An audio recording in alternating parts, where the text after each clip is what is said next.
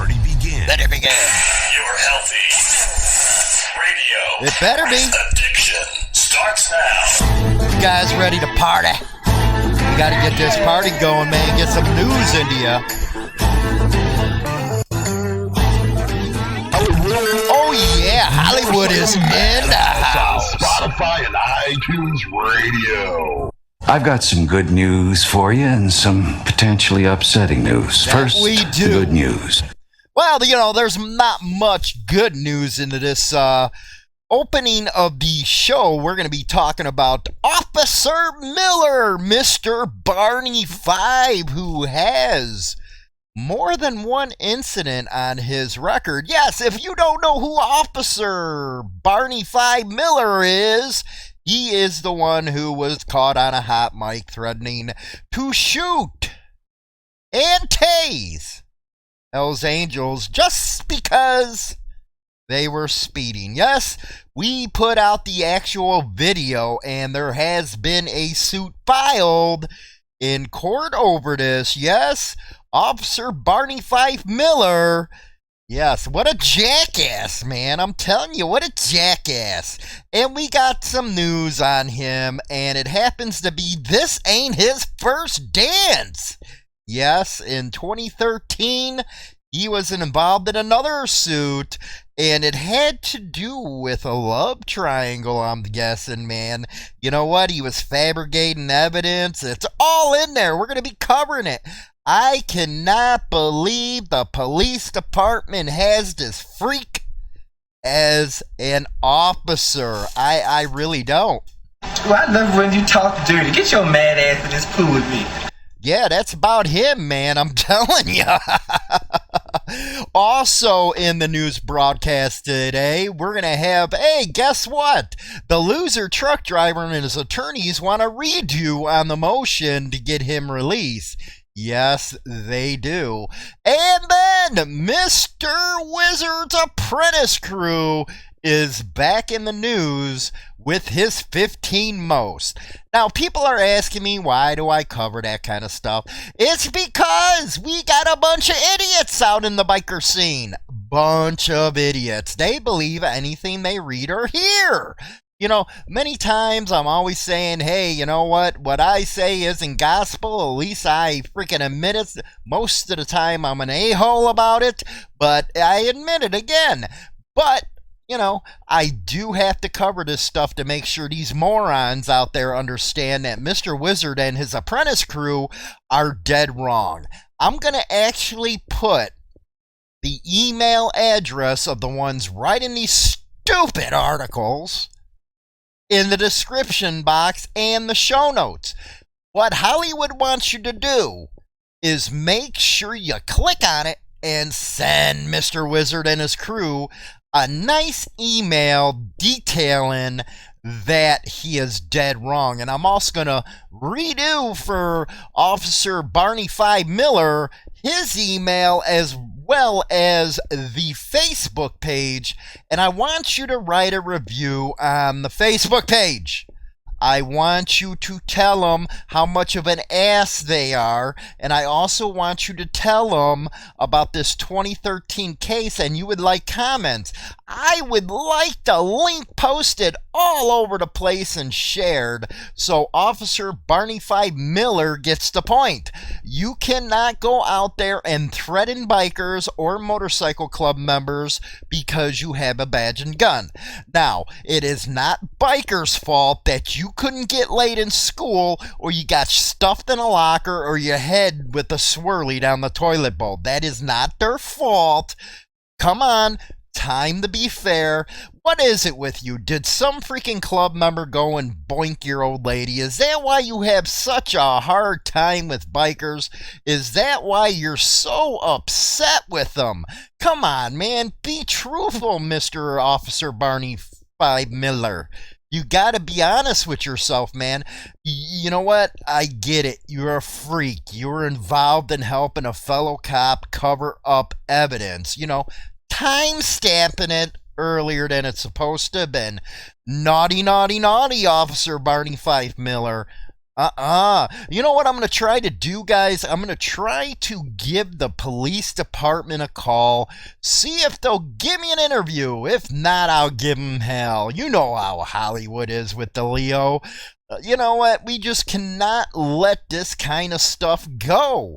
No, we're going to start a movement here. That's what we're going to do. Don't forget to hit rock on, by the way. You got to hit that rock on, pound rock on in the show notes. Should have, mentioned it earlier, but I forget. You know how I get when I start going and going and going. I get off track. So pound rock on, and pound rock on if you're going to be getting into this fight, man. It ain't hard to get on the computer and, do a little email. I don't care what you call them or what you say to them. Just get involved in this very honorable freaking movement that we're going to start right here on Insane Throttle and Motorcycle Madhouse. We're going to start, and we're going to give them hell. Anytime we see this kind of stuff, we're going to give them hell. We're going to write, and there's going to be an uproar. Everybody bitches about the liberal left. One thing they can do is organize. So, us bikers are going to show them, just like they did in Texas with this Abel Reyna, what happens when bikers get together. Yes, it's our time to sit back and do the damage, if you will. Be front and center. Time to get moving on this type of stuff. So again, pound rock on if you're going to get in the fight. But let's get into all this good stuff, shall we? In your face, all over the place. We're online 24/7. 24/7. This station is now the ultimate power in the universe. Hollywood's Motorcycle Madhouse on Spotify and iTunes Radio. Let's talk about Officer Barney Fife Miller here. Now, he's out of the LaSalle Police Department in Colorado. And, everybody's seen the video with the Hells Angel stuff. I was talking about it earlier. And it seems like this douchebag, this freak, April 29th of 2013. And I am going to check this out to see, because going to check out to see what happened with this thing. But I'm just going to give you a little overview so far of what is happening here. Now, the background is, according to this complaint, the plaintiff, which is, let me see here. Now, this motion was filed by the defendants, Officer David Miller, who is Barney Fife, and Victor Aranzo. Now, they're cops. Yes, they're cops. Idiots.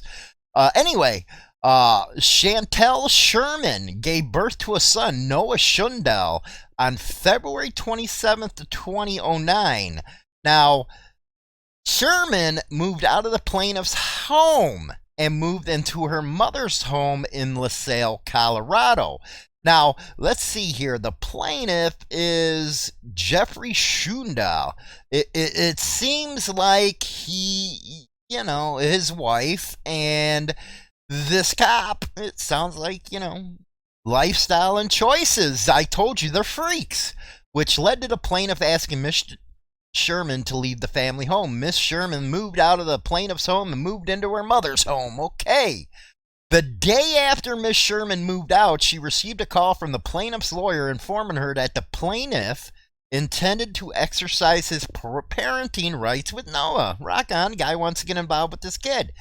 Asking Miss Sherman to surrender Noah at the lawyer's office. That same day, she spoke with the defendant, Dale Parrish, about her parenting rights.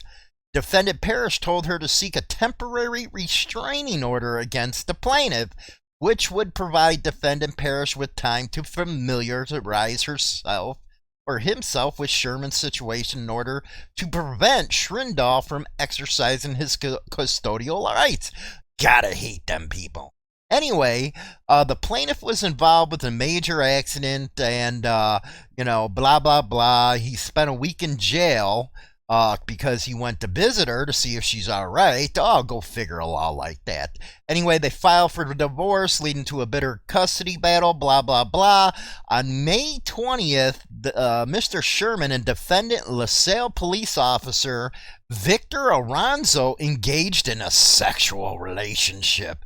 Told you they freaks. Later that month, defendant Aranzo called plaintiff threatening to arrest him for text messages plaintiff had sent to Miss Sherman, even though defendant Aranzo allegedly later admitted that the texts were neither illegal nor appropriate. Sounds like somebody has a jealous freaking streak. Oh, you know, that is one of the things that are funny, and I've heard cases like this before where, guy gets involved with freaking a woman, and, they get married, and next thing you know, they're divorced because the old lady's going to suck off Leo, and then he thinks because he has a badge and a gun, kind of like he did in the video, that he can exert himself by threatening to arrest people. Yes, I've seen it done here in Chicago. Anyway, let's see here. Ms. Sherman in these proceedings and allegedly repeating encouraged Mr. Sherman to falsely accuse of committing acts of domestic abuse so as to increase the likelihood she would be granted primary custody. Oh, he was in on it. Throughout the proceedings, defendant Parrish made numerous sexual overtures towards Sherman, including but not limited to repeated incidents of inappropriate touching and repeated suggestions that she could pay her outstanding legal bill by means other than monetary compensation. Freak. Oh. Anyway, the plaintiff hired Timothy Sitt to investigate Miss Sherman. Okay. Now, that's a little bit of the background on this case.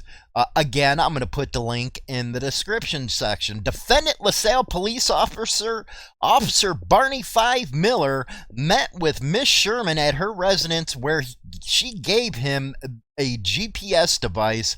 Plaintiff affirms that although defendant officer Barney Miller received the GPS device at approximately 8:30, Miller wrote on the evidence bag that he received it at 6:30 in order to reduce the time gap between the incident and Sherman's report to the police. Oh, conspiracies coming here. Plaintiff alleges that the defendant, Barney Miller, later admitted that he fabricated the time on the evidence bag. Yes, fabrication. At the same meeting, Miss Sherman also provided a written statement to defendant Miller that did not include any reference to emotional distress. After reading the document, defendant Miller, which is the cop if you don't know, allegedly coached her to add a statement about how she felt threatened, which Miss Sherman obediently added. Defendant Miller thereafter returned to the LaSalle Police Department and was informed by Assistant District Attorney Jennifer Hill that one of the elements of a crime of stalking under Colorado law is that the victim suffers some severe emotional distress. Yes. Then he met with her again, the whole 9 yards. And they were, the cop and her were still in a relationship. Again, I want you to go ahead and look at this for yourself. I just gave you a little, background. It's in the show notes and stuff. But Officer Barney Fife Miller, such a bad boy, man. He's a freak, but he's a bad boy. And he also is a fabricator and a perjurer. So we got to ask ourselves when we email, the police department, what we should say is, how in the hell is this guy still on the department? He fabricated evidence and was involved in some pretty dirty stuff, man. I do not see how that is protecting and serving the community. I do not. Hopefully, the new suit that's being brought by a Hell's Angel includes this, because the behavior, this guy, you know what? He asked for paid time off. I think personally he should get it, but without pay. I think he should be fired. That is just my personal view. What do you guys think, man? Officer Barney Fife Miller. Anyway, let's move on. Yes, the Fallen 7 suspect wants do-over on release request. Yeah, great way to title that.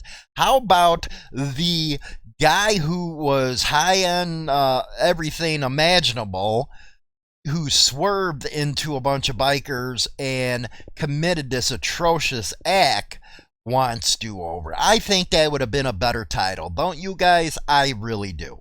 Anyway, this comes out of the Conway Daily Sun.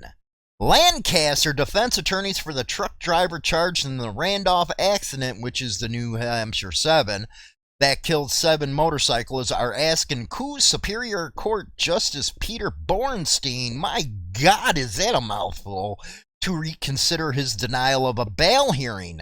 Killed as a result of the collision were Albert Mazza, 59, Daniel Perina, 58, Michael Ferrazzi, 62, Aaron Perry, 45, Desmond Oaks, 42, Edward and Joan Core, 58. I want to make sure we get the fallen in this.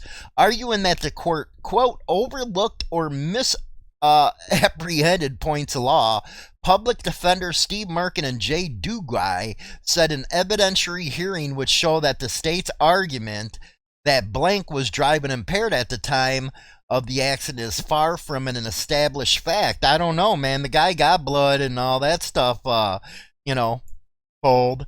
Let's see here. The truck driver had in his system fentanyl and heroin. They also argued he's a flight risk because he has immediate family in the Ukraine.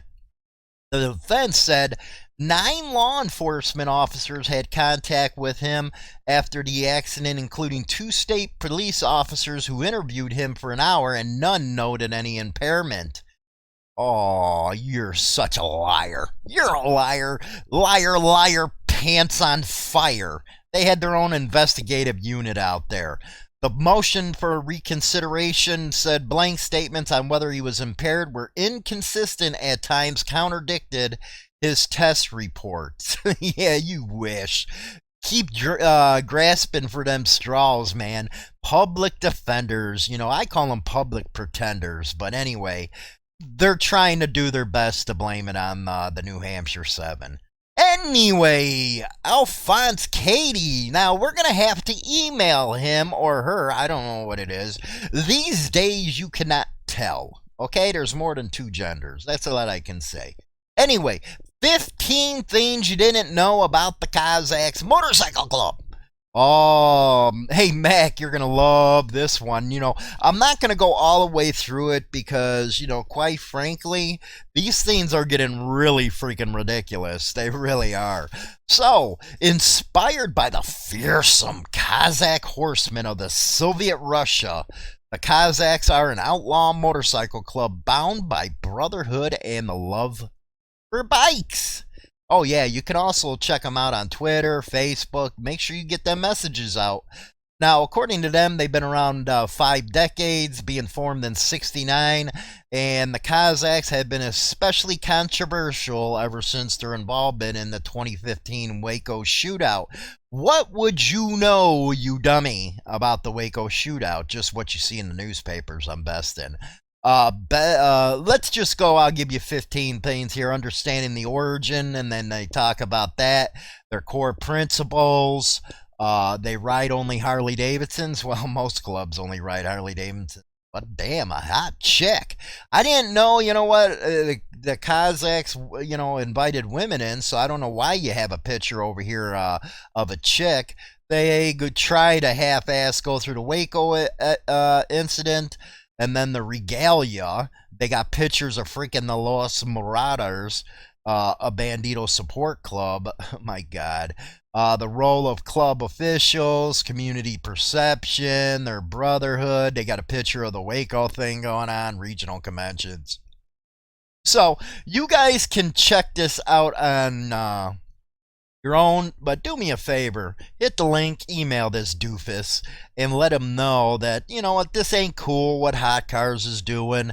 They're supposed to be concentrating on muscle cars. Try to, get out of the motorcycle club crap, because it's just stupid on a magazine that's supposed to be talking about muscle cars and SUVs and pickups. You guys are getting into an area that you have no idea about. So, you know what? Get back to what you know and stop making yourselves look like fools. That's what I can say to you. Before we get to my final thoughts, don't forget to visit Motorcycle Madhouse Radio over on Apple Podcasts, Spotify, Google Play, all those over there. We're on every major one. Also, Facebook, Twitter, Instagram we're doing. Man, I finally learned Instagram, so go over there and check us out. So, let's get to my final thoughts here. Get into the movement. Hashtag rock on if you're going to get into our movement, man. We're talking motorcycle profiling, motorcycle club profiling. We're going to put together a big thing where we're going to fight. Yes, it's time for us bikers to get together and fight. NCOM's already doing it. NCOC, MRF, the whole 9 yards. It's your turn to get involved in the movement to fight for your rights. You know, when you see somebody make a video like that, well, actually, he was caught on hot mic. He didn't make the video. It was his body cam. And threaten to tase somebody or shoot them, it's just ridiculous. Then to find out that they were into some shady stuff, what was it, 7 years ago, and this guy's still on the police force after them type of allegations and admitted that he falsified evidence. Yes, those are Leo, and they all, you know what, a lot of people ask me, you know, you're always hard on cops. Well, for one, if you've seen what I've seen in Chicago, you'll know why. But anyway, this is how they do it. They cover for that, you know, they cover for each other. You've seen it here. One of the officers was a freak in a sexual relationship with this broad, and they were doing everything they could to frame this other guy so he wouldn't be able to get his parental rights. It's bad enough that men have hard times getting their parental rights. For a freaking pig, Leo, and might I say ACAB, this is one where ACAB fits, go in and try to take that away by falsifying evidence and to coerce some broad into framing this dude. See, that's the problem with cops. They're dirty, okay? I don't care what you say. You know, you're going to have people say, well, not all cops are. Dude, give it, you know what? Give them some taco or give them money, they'll turn in a heartbeat. I've seen it done. I know people that can turn freaking the Mr. Perfect cop around in a second. So you can get rid of that argument. As you've seen in this case, they work together. They're not going to go against each other. See, you know, in Chicago, they got the internal review or whatever it is, internal investigations, and nobody wants to be the one that goes and breaks, you know, rats. You know, they talk just like the street, man. They consider somebody who goes to the internal affairs and lets them know what's going on as rats. That's where the blue gang comes in. That's why it's called that. So they always stick together, and one of the biggest things I hope that you guys who are watching this, who support them idiots, is you see that what they've done, the type of people they are, before you start listening to these people on YouTube or whoever has podcasts that are cops, because it's fake. You know what? They're doing it for the money. It's easy. It's that simple. That's why they got on to YouTube or doing their podcasts. They're not a company. They're not out there trying to do good for the biker community. They're trying to bleed you.